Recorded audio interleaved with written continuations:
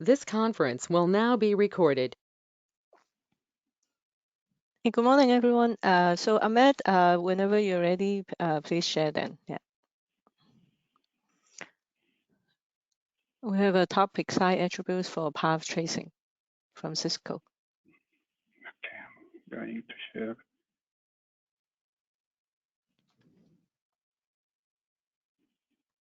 Yeah, I can see your screen. Yeah.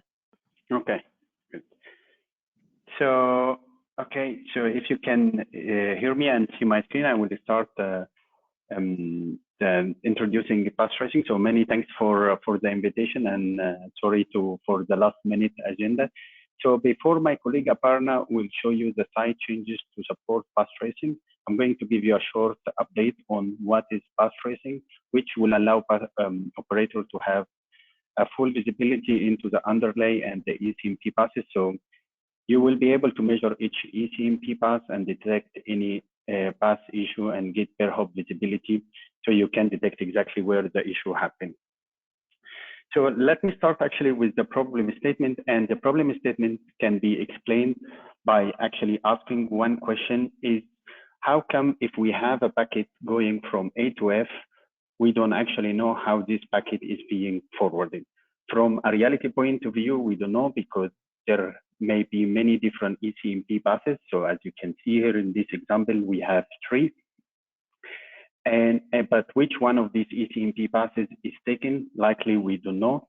And it could very well be that there is a bug or a FIB corruption somewhere in the packet delivery path, and the packet is taking a completely different path. In this case, we wouldn't know either. This is one of the very old and unsolved IP problem, and with path tracing, we're going to deliver a solution that will allow you to deterministically understand which path the packet has been taken, but also the time spent from between the two nodes. You will be also able to know how the packet is being routed and the state of each router. And before we jump into how path tracing work and what are the required changes in the site, just to give you a hint that path tracing is real. It is natively supported in the SDK of many ASICs, and we will talk in a few minutes about the path tracing ecosystem. Really, the most important thing to have such solution to work is being able to monitor in the most basic pipeline of the router, because really any solutions that would bounce the packet to a line card, CPU, or do any kind of process that would not use the same forwarding table as the customer packet is not going to give you the reality.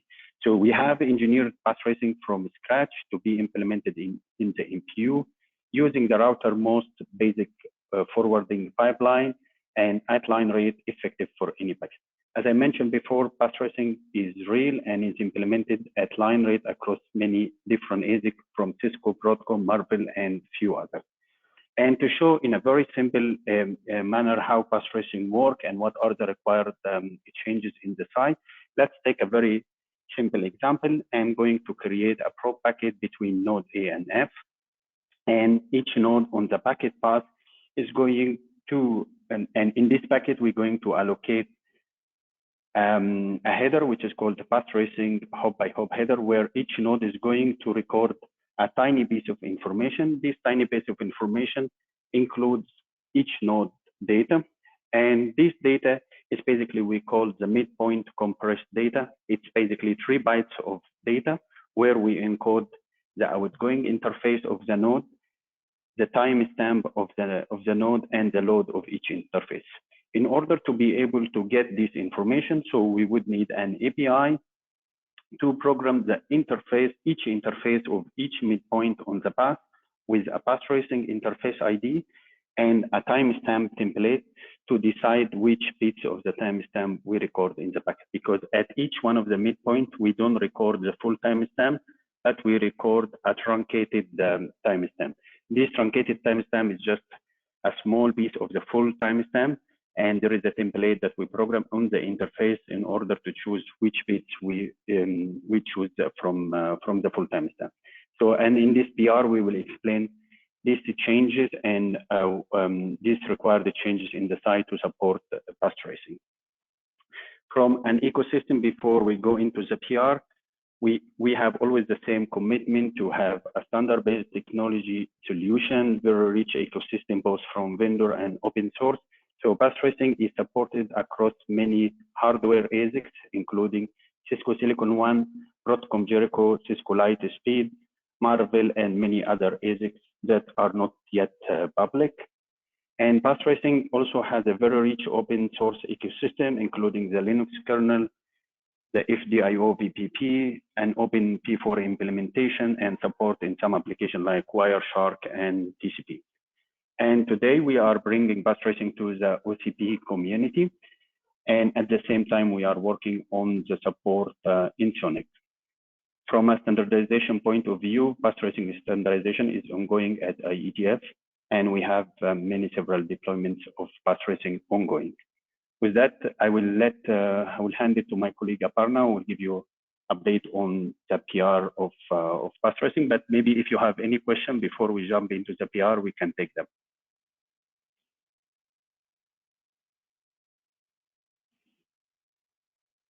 I have no question. Thanks for the great intro. I have one question. So this is SRv6 specific or? Well, actually, it's not a specific. It's IPv6 slash. It works for IPv6 and SRv6 networks. Yeah, but the goal is to get it for SRv6 or IPv6. Well, actually, it supports both. So let's say if you look at these paths between A and F, basically, if you send a plain IPv6 packet between A and F without any SR endpoint, so you can use it to measure an IPv6 path. But if you have also some midpoints or SRv6 seed list, then you will be able to measure the SRv6 path as well. So it works for any IPv6 and SRv6 network. Okay, all right, thanks. So it's not supported for V4? On V4, we have already the proposal to do this. We have the IETF document to do this also in MPLS, but at the moment, our focus is the SRv6. How about the IETF document? It only supports the V6 and SRv6? There are two ongoing documents for standardizing path tracing, one for SRv6 and one for MPLS. I see. Okay, thanks. I had one question. How do we identify the probe packets? How do we know this is a probe packet? Well, actually, we don't need to know it's a probe packet. The goal actually is to treat the probe packet in the exact same experience as the customer packet. So the probe packet here, let's say from the point of view of node B, it does not have to know it's a probe packet. It just to check the packet is arriving. This packet has a hop by hop header. When you have the hop by hop header and the interface has a path tracing ID, then you record the information. Having this hop by hop header on a customer packet or in a probe packet, from the router P point of view, it does not change anything. Okay, so it works on the IPv6 hop by hop. Okay, and is this an ingress attribute or the egress port? Which port do you use to decide this stamping? At the moment, we record the egress interface. Sorry, I lost you. Can you come again? At the moment? At the moment, what we record is the egress interface of each node. Okay, so the egress interface has this path tracing enabled. That attribute is set. It will stamp the packet. It will insert the hop and. Okay. Yes. Yes, when you receive the packet and you do the lookup and just before forwarding the packet, if the path tracing is enabled, then you basically record the information of this interface, which the interface ID and the timestamp, and that's why we need the SAI API to enable this on the interface. Okay, yeah. Thanks. Yeah. You're welcome.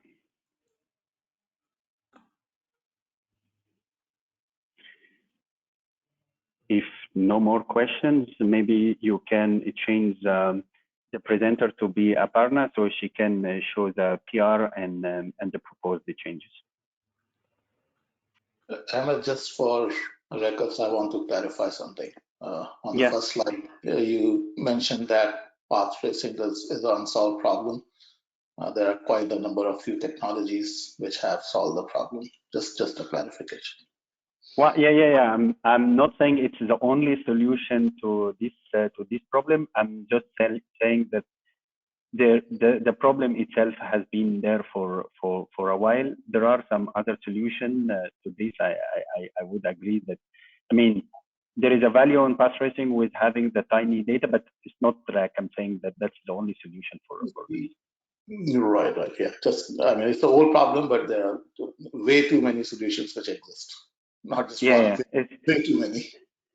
Yeah, the goal of this call is not really to compare the different solutions, but I was mentioning more that the problem exists and there for since since the beginning of the IP. Yeah, right. Yeah, it's indeed a long time issue. It's still there though. Okay, yeah. Okay, let me make Apana as the presenter.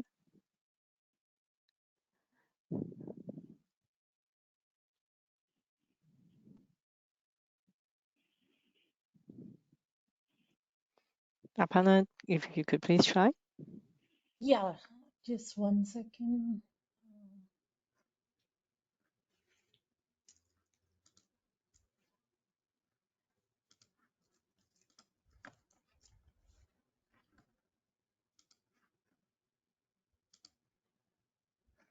Okay, are you able to see my screen?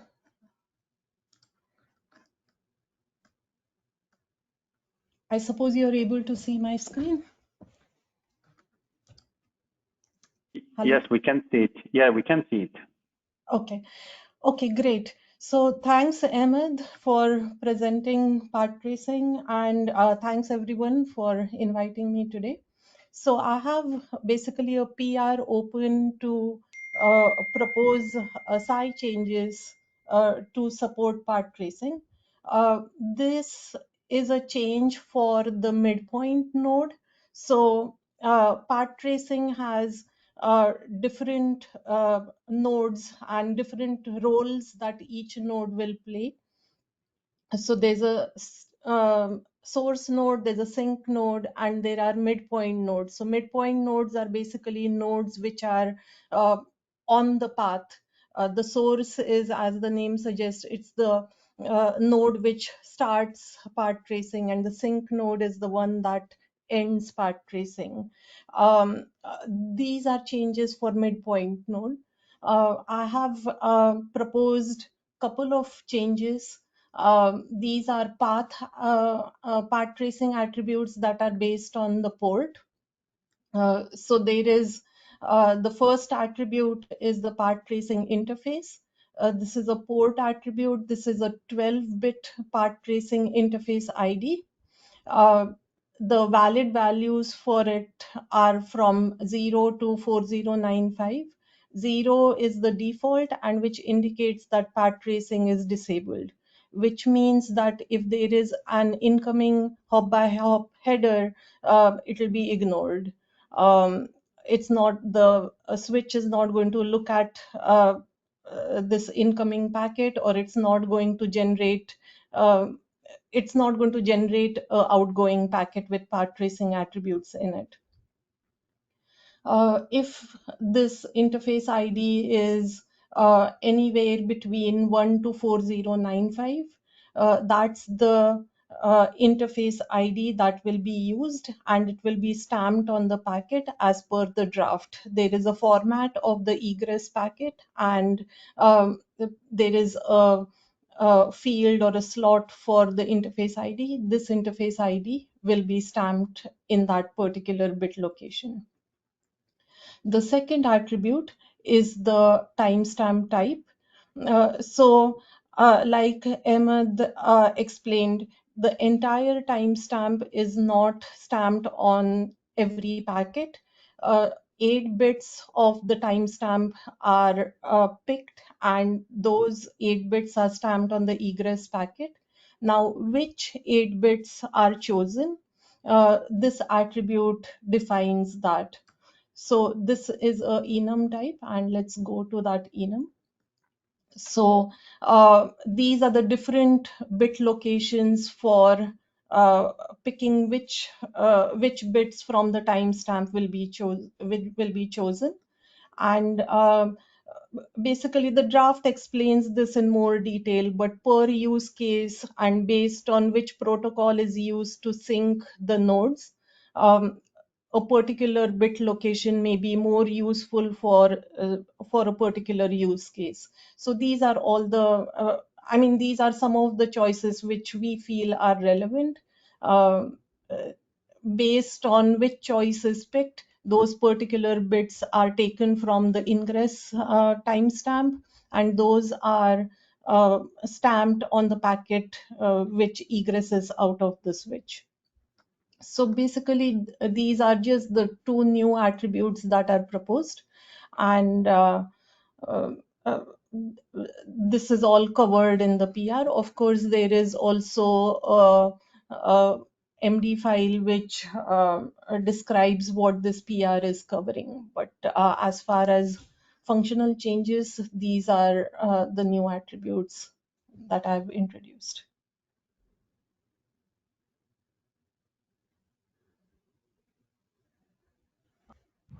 Aparna, I this have a question. timestamp mode, should it be common across all the nodes, or is it okay if a different mode is selected in different mode?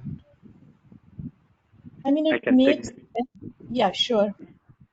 No problem. I can take this one, Ravi. So let's say from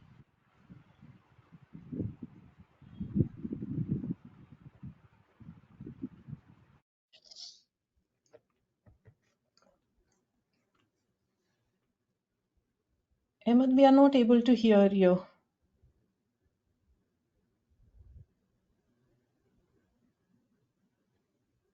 You hear me now, Aparna? Yeah, now we can hear you. Okay, sorry, I think it was a problem with the headset. So from the timestamp point of view, it doesn't really have to be the same across these, because at the end there will be a controller that is collecting all of this information and will be able to understand what is the timestamp of each interface and actually construct the full timestamp out of this. So it doesn't have to be the same across all of the nodes.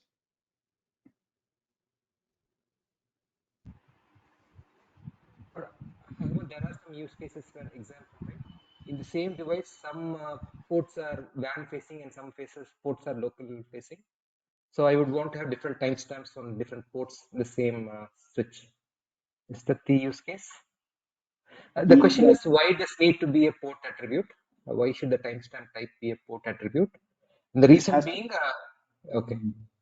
The reason the port has to be, the reason that this template has to be a port attribute, because as you said, the interfaces might be connected into, because if you look at the 8 bits of the timestamp, what they give you two values. One is how much precision that you get out of these 8 bits. It depends on where you pick them.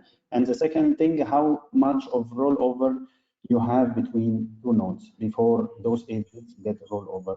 So it depends on the interface where it is connected, then you can pick a different timestamp template.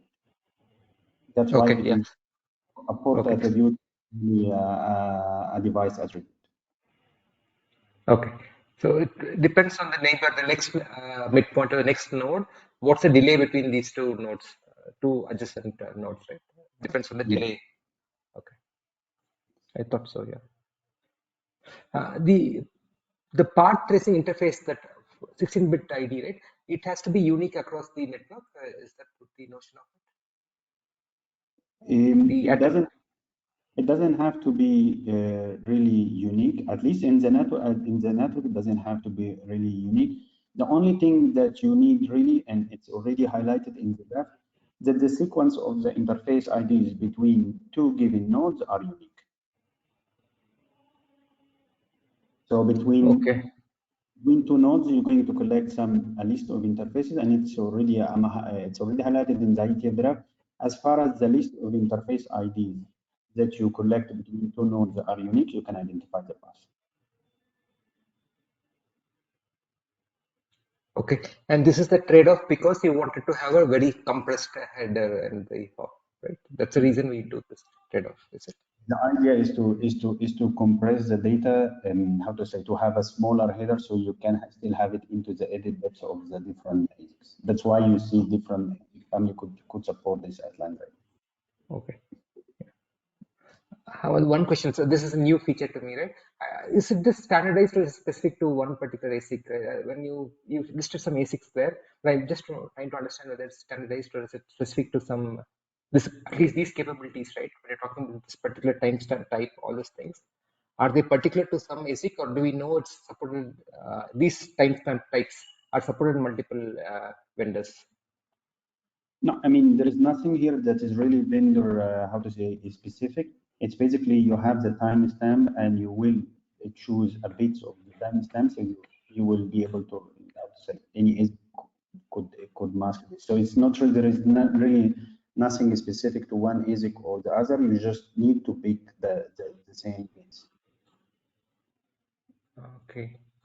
Hey, sorry, I have some basic question. So once it's enabled, then what does it do? You would times append the 3 bytes to all the packets, or there's a special packet that it would do? So in the packet format that is defined in the IETF draft, basically you allocate a header. The header is allocated in the packet that you generate, either being customer packet or a probe packet. When the packet comes to the node, there is already the header that is pre-allocated, and each node is going to record into this, how to say, into this packet the 3 bytes. So when the packet comes, there is the header already. You record the 3 bytes in the header. I mean, this 3 byte header, it will be appended to the customer packet, or the header is pre-allocated, and you write them in the pre-allocated header. So it's a separate probe packet, or it basically add to all the customer packets. I think maybe your question is more about if the way the header is inserted in the packet, correct? Yeah. Would it insert this header to existing customer packets? From, let's say, from architecture point of view, there is no difference. When you receive the packet at the source node, when you at the source node, or if you wish at your ingress PE, you can apply this to a customer packet, but you can generate a probe packet also that has the header. So okay, so this is referred to the SRv6 packet. When you apply the SRv6 encapsulation, you can put this information as part of the encapsulation. This hop by hop header as part of the encapsulation.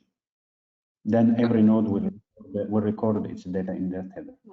Okay. So for example, once a port is turned on for the non-zero interface ID, then it would start taking effect.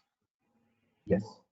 To, yes. Any port that has non-zero interface ID will record information in the packet that has a hop by hop path tracing header. Oh, okay. So if that packet has this hop by hop path tracing header, then you would put the timestamp there. That's what it does. Okay.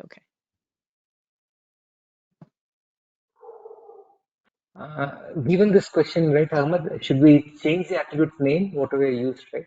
It doesn't say it's specific to IPv6 or whatever we see in line number 2349. Which attribute? So this, whatever we're talking about, SAI port header path tracing INTF. Okay, so this being non-zero means path tracing is enabled. It doesn't say it's only for today. What you're saying is the draft is applicable only for IPv6 packets with the header, right?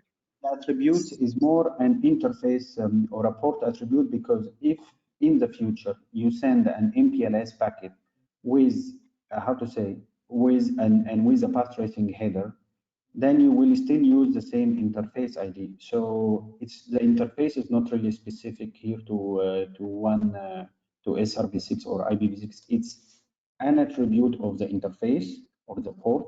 Once you have a packet that needs to where you need to record this data, you can record it. So I don't think we need the interface here is IPv6 or SRv6 specific. Okay, so you're saying the interface ID will be common, and what type of packets that are going to be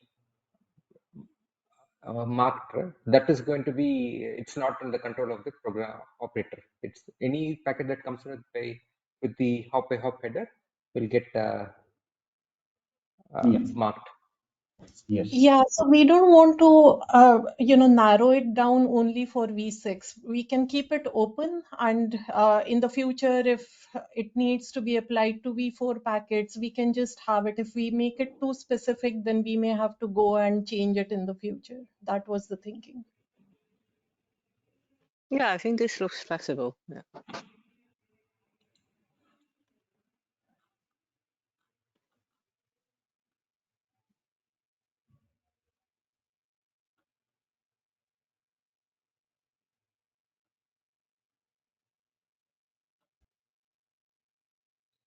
So anyone has more questions, or do you think this is good to use from your chip point of view? Okay, I have not looked at this feature before, so I'll have to take a look and get back. Yeah, since I think Ahmed mentioned several different types of ASIC supports this, right? Yeah. Including Marvel, by the way, Ravi. Yeah, so that's disclaimer, right? I have not looked at it yet, so let me check internally with my colleagues and Aparna and Ahmed, this bit selection, is it driven by the spec, or on what basis that 8 bits you selected 4 different types, right? So what is the basis for selection of those bits specifically? Well, actually, it's the opposite. If you look at those things, they give you different precision. So they give you 4 types of different precision that maybe for most of the use cases will be enough. So that's why how to say the selection is basically some of the how to say the different bits that give you different precisions, and this is like how to say give you 4 ranges of precision that you can use.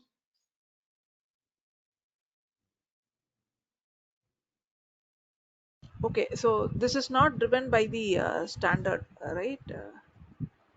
Now, the standard defines that you can choose those or you can have the 8 bits and have it in the different region. Here is that it's a matter of how to say 4 templates that cover different ranges of how to say of precision. Ahmed, sorry, I'm not able to hear you. I'm not sure if it's only for me. Is it better now? Yeah, better now. Okay, so I was saying that in the draft, the concept of this timestamp template is already there, that you can use different timestamp templates that will define the precision of the timestamp that you get. So here in this proposal, we propose for, if you look at the timestamp, it's 32-bit timestamp.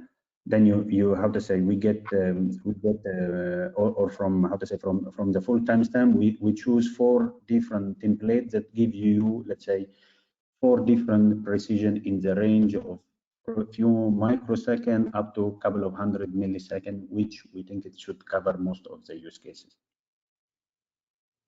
Okay.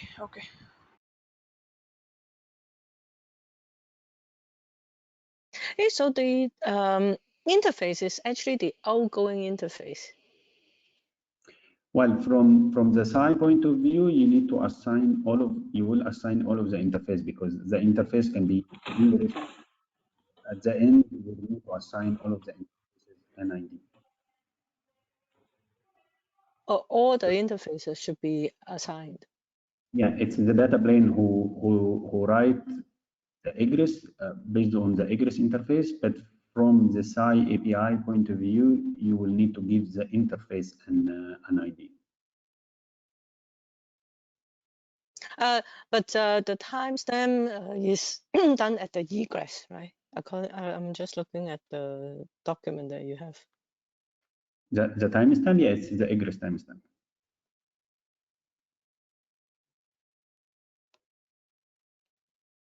And why do you say all the interface should be assigned an interface? I mean, if I know if I only want to do a specific interfaces, we could do that too, don't we? Yeah, it's not all of the interfaces. Let's say any interface that where you're going to enable path tracing, then is going to have an ID. That's why we did not call it here in the name. My point is that in the name we did not call it egress interface because it's an interface. If you how to say, if your network in your network this interface you want to enable path tracing, you enable it in it. If you don't, then you leave the value 0. Okay. Going back to the spec, I'm just looking through the draft. Okay, so it says there's an option to either use this truncated timestamp or we can use the full 64-bit counter, right? The SAI proposal, whatever we have given, is only about the truncated timestamp. So if you look at the in the draft, and Aparna already mentioned it at the beginning, that there are 3 nodes. So there is a path tracing source node where you generate those probes. There is a midpoint node where you record the interface information and the truncated timestamp, and there is a sync node. Those are 3 roles that are already defined in the draft. What we have here in this pull request, it's only the midpoint functionality. Okay, so the 64-bit timestamps is only applicable for the source and sync, not for the transit nodes. For the source and sync, the midpoints they only record the truncated timestamp. Okay. So now, right, today in SAI we don't have PTP or that feature, right? How is the time synchronization across all the transit nodes going to happen? I think let's say from path tracing point of view, really, like how to say, there is no specific requirement if it is PTP or NTP or what other protocol. Like we have already this in the draft. The protocol that you use do the synchronization really does not matter here, because what you really need, you need to take part of the timestamp. The method that is going to be used for time synchronization is really out of the scope of the path tracing itself. Okay, So then saying. Oh, sorry. Go ahead. Go ahead, Tanya, go ahead. Oh, so then this timestamp, right? Is the ASIC time, whatever it has, or how does it get the time? I think it's the time that you have to say, whenever you have a one-way, any kind of one-way measurement, you need to have a time synchronization between the nodes, and path tracing reuse already the timestamp that you have there. So that's why, like, it's really the time synchronization. It's a bit not specific requirement for PT here. So you are in your network and operator are using a given way of synchronizing the time. We use the time that is synchronized. So yeah, but let's say none of these are configured, then what timestamp we will see? What value we will see? So it requires the nodes to be time synchronized, but it does not put any strict requirement on what protocol is being used for time synchronization. But from the SAI point of view or the hardware point of view, like the configuration wise, right? How does it know where to get the time? It gets from the system clock, or ASIC clock, and this ASIC clock is being synchronized by already a time synchronization protocol. Do we need to configure it from the SAI interface? The time synchronization? No, where to put the times there? or this is No, I think we don't need to. automatically done by the async? Now you have to say, you try to bind it to one time synchronization or other, but here it should use what the system is using for time synchronization.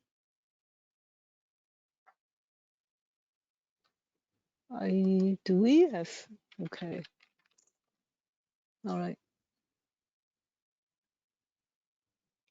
Ahmed, I think just to continue what Rita is saying, I think the concern probably is that here you make an implicit assumption that PTP is enabled.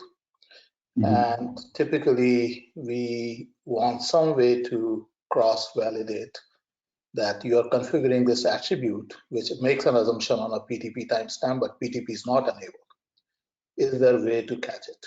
How do you do that? Who does the validation? How does that? But I don't think, I think it's an important point that what you mentioned, but I don't think it's at the SAI level. It should be like, how to say, the nose on top of SAI that make sure that you have, if you have a timestamp, if you enable a feature that requires timestamp synchronization, you need to have the timestamp synchronization. Yeah, but we do try to take care of things in the attribute, right? When we set an attribute that if it has a dependency, then we try to take care of it as much as possible, right? So I don't know, in the SAI header somewhere, if sometimes if we cannot make that cross validation, then we try to put the comments just to make it clear, right?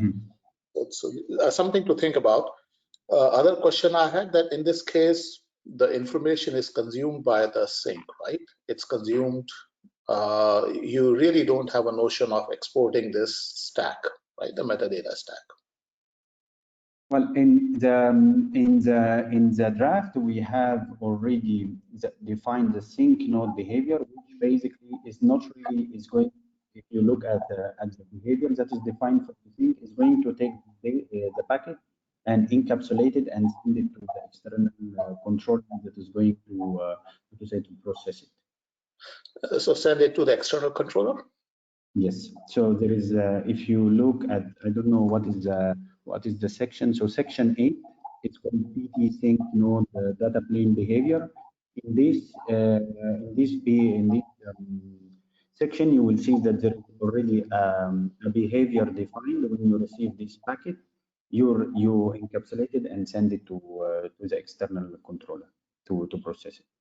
Right. So okay. So so meaning that you do have a notion of exporting this data to external consumer, right? Yeah. Just the scope of this PR is only the midpoint, and then we will continue working to bring source and sync functionalities into SAI as well. Right. So if I try to summarize the proposal, you do have a notion of so feature specification, like if this feature is enabled or not, that's kind of implied in this update you have made. Then there is action. Action is timestamp update, and you need an interface ID. That's the data. And then the binding of this feature is pretty much on the port level. And then you also have a concept of exporting the data, right? You have that. So yes. Right now, what all you are doing, pretty much you are trying to bring in the transit behavior. Even for source, you have to define that, do you want to generate the pro packet? What are the flows of interest? Do you want to do sampling, one in n, etc.? So all you have done is define the transit function, if I understand it correctly. Yes, in phase 1, we're looking at the transit function. Then we will have the source and sync and function. And back to your first question about the timestamp, we will update this and add the comment that this actually requires the timestamp to be in place. So just how to say, to bring the awareness, as you said, for someone who's going to use this side. Right. So if there is, if you look this feature in a complete sense, then I think you might want to look at the header files, which are the SAI-tam.h. It has already a bunch of other technologies like INT, IAM, etc., which all have a concept of a source, transit, and sync. And there is a way of specifying things. This looks to me very ad hoc in nature. All right, and if you have, and also reports, so you will face all kind of problems once you start thinking about source and sink as well, I mean, transit is the easiest one. And those, like we have solved it for P4INT, we have solved it for OIM, we have solved it for IFA. I feel that this feature actually belongs in that hierarchy. So you have to think it through a little bit carefully, right? That right now you have sprinkled this information on the port attributes. So that's my suggestion.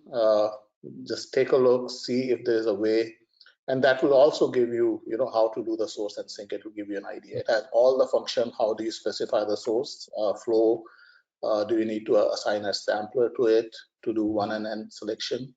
And then for a sink node, it has a way to define, export format, what kind of encapsulation you want to do, etc., and collector address. So I think I agree with you that here, how to say, there are different steps. So there is different rules and source, sink, midpoint, and I think Parna already added it in the description of this PR, that here the focus is first midpoint. And the reason we choose the port attribute, and it's good to discuss it as well, is basically interface at the end is a property that, I mean, it's assigned to the interface, to the port itself. That's why we think that it's, how to say, being... Yeah, no, I know what you're doing, but this to me, it looks like, stopgap measure. This is, once you start thinking about the other functions, then you will realize that, oh, this maybe should have gone here or should have gone here. So I think, given that it's a telemetry feature, right? So it need to be fitting into the same paradigm the way we are supporting other INT technologies. Mm-hmm. So I think this need to be a little bit thought through. Okay. We will check this option as well, and in case we will update the pull request. Right. I mean, some things you can keep here, but like I can clearly see the timestamp, which is essentially sort of a metadata, and there you will see there's a way to also control what kind of granularity, what kind of PTP, NTP, etc. So it may look a little bit, because you have to go over and understand it, but it will be more, complete and proper proposal. But this is path tracing protocol perspective, right? The way this is defined right now is, yeah.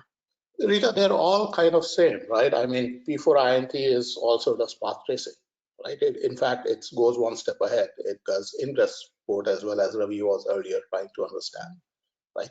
So they all do their various, and that's why I was saying there are various protocols, and they all have, commonality. I understand, but for side spec point of view, we are not trying to consolidate different protocols into one. No, right? we are not consolidated, but it's a framework, right? It's a framework. Mm-hmm. That framework solves multiple problems. That framework solves problem of how to define the source function, Mm-hmm, right? mm-hmm. How to specify the metadata, and also how to define the export for the collector.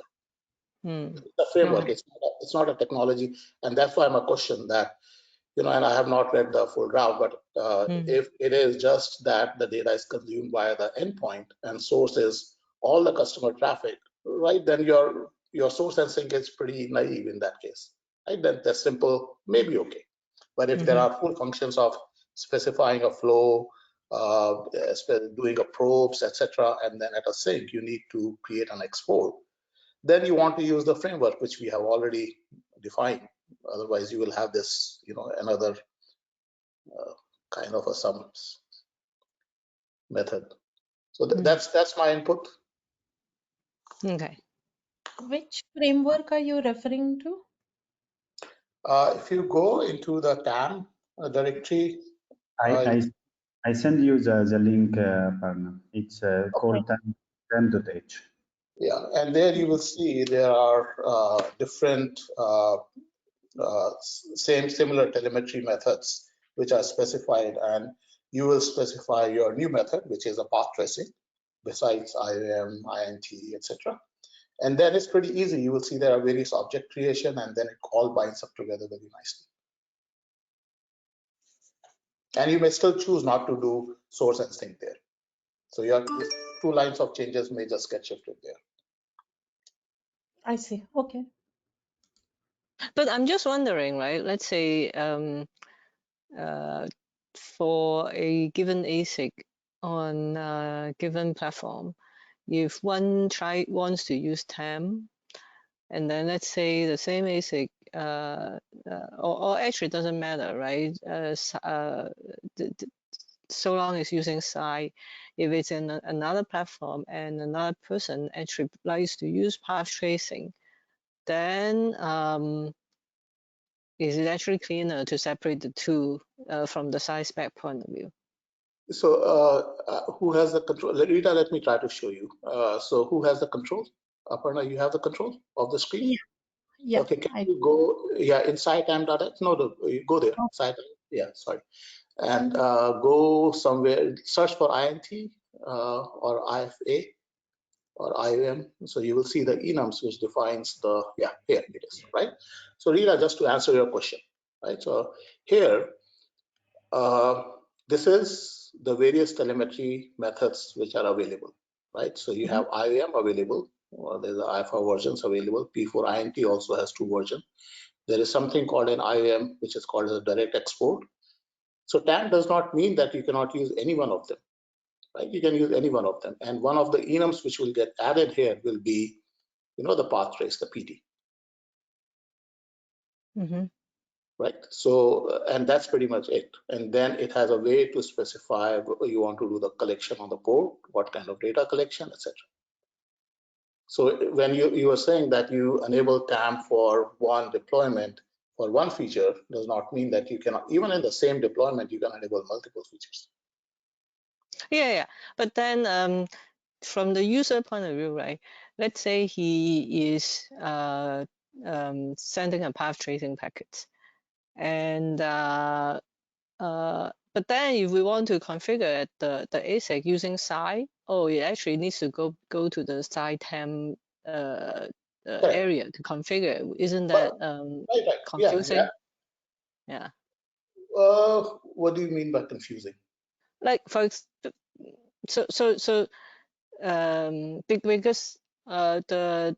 interfaces here are defined all under the TAM umbrella, right? So then if we are using this, that means we are using a TAM feature. It's not really the IETF path tracing protocol. No. Right? TAM is just a SAI infrastructure. TAM is not a feature. TAM is just a SAI infrastructure. There's nothing called as IETF in that. Okay. Got it. There's no So TAM basically, feature you are in trying to IETF. say we could use this SAI TAM framework to Correct. implement the path tracing feature. Correct. Which is what has been done for various IETF drafts, for almost like 3 IETF drafts, 3 or 4. I see. Jay, I had one quick question. I completely agree with what you're saying, right? Introducing a new TAM and new TAM type, right, for this. Jay, but I was just trying to go through this. For example, how does this differ for how I should configure a transit node versus a source and sync node, right? What will be the difference here? Where, Ravi? When I use the SAI tam.h constructs, right? Right. So I was trying to think. I couldn't quickly figure it out. The functionality which I had to do with the source and sync is different. The source is different from what I have to do in the sync, and what I have to do in this transit node. These are different, right? How do we control each of these actions? Oh, so that's a good point. Yeah, right. Yeah. So if you think about it, the actions are whether there is something is a source or a sink or a transit. There is no explicit action to that intent. It's a derived action, right? Even let's say path trace. How's a derived action? that if you have a match criteria, I'm just picking match, right? So you have a given flow and your action is insert path tracing, right? Now that fact of insertion means that it's a source node. You agree with that? Okay. Right. Same Yes. thing on a transit, that if incoming packet has a hop by hop header, right, with a path trace option present, then action is insert path trace. Then given that your match was on a hop by hop and the action is insert path trace, that logically becomes your transit, right? And same thing for the sync, where you're going to terminate it. You're going to say delete the hop by option or consume it or drop it or whatever. Right, so it's a logical function you never specify in the specification. There is no explicit verbiage which says source, transit, or sync. It's just a derived logical function. Am I making sense? Jay, I'm just, I could understand the concept, but I'm just trying to find which attribute to use. For example, if Aparna, if you can scroll down to line number 553 or 553, thanks. Jay, here there's something, right? It says what's the presence type. For example, I can use a specific DSP code point or some specific packet bytes to identify this is a probe. So I'm just trying to say what is the distinguishing attribute to say, to infer this is going to be a source, this is going to be a sink, right? I think Ravi and actually how to say, acknowledging the point from Jay is basically you don't specify that this node is a midpoint or source or whatever. What you really need is I put how to say, I allocate, let's take the midpoint because it's an easier example. I think the Jay explained it already. You assign an interface an ID. The ID is there, and the ID is a number that is not zero. When you receive the packet, and the packet has the match and action is based on the packet. So you receive a packet with a hop by hop path tracing option, and the interface has an ID. So with these two conditions, you basically do the midpoint functionality or the transit node functionality. This is not something that you need to identify from. So you don't, in the SAI, you don't say that this is a midpoint. It's you add you assign something, and the trigger is based on the incoming packet itself. The same for the source, as Jay also explained. I have some configuration there, and if my packet, the packet that arrives, match this kind of configuration, or I don't know what any type of match, then the action will be doing the source functionality, which inserting a header, etc. So it's all derived by the data plane. Here you provide the information that will be used when the action is triggered in the data plane, but the trigger is in the data plane itself. Jay, would you agree? Yeah, no, Ahmed, thanks for explaining. Yeah, you are absolutely right. Yeah. So I think we are up on the hour. I will help Ahmed, Aparna, if you have any questions. And if it makes sense to keep it the way it is today, and we can bring the other functionality later on. I want us to understand and make sure that we don't have to change when we come and propose a source and a sink. And the reason is that removing attributes is a nightmare inside. We have to actually deprecate it. We don't remove anything for backward compatibility reasons. That's my rationale, nothing else. On our side as well, we will check the TAM header that you proposed. If it makes sense to move the two new attributes right there and use the infrastructure that is already there, I think it should be fine as well. So we will go and look at the TAM header, and if it makes sense to move it there, we move it there. There is no issue. Yeah, we'll surely take a look. But you mentioned that a few IETF drafts already use this infrastructure. So which ones are those? It will just make it easier for us to take a look at it from that perspective. I know them, Aparna. So there is the IFA one and the IOM. Those are two drafts already in IETF. The INT, I think not IETF draft, but it was more before a specification. So if you go with the ENUM, there is a couple of them already there, but the IPA, for example, is one of the examples. Sure. Okay. So then we can sync offline, Ahmed. Yeah. Hey, thanks a lot for the collaborations. One quick question. Amel Apana, if you could add the PR that this is for midpoint currently for this pull request, I think that would be helpful. Second is, we're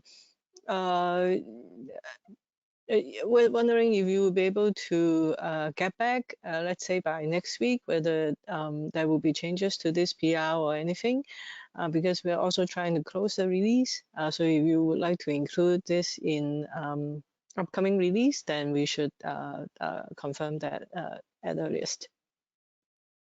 Yeah, definitely. We will work on this, and we'll try if there are some changes, etc., or moving the attribute from one header file to another. We'll try to do it before the deadline for the next release. Okay. Okay. Thanks, everyone. Yeah. Thank you. Bye. Thank you. Thanks for the review Bye. and for the opportunity to present.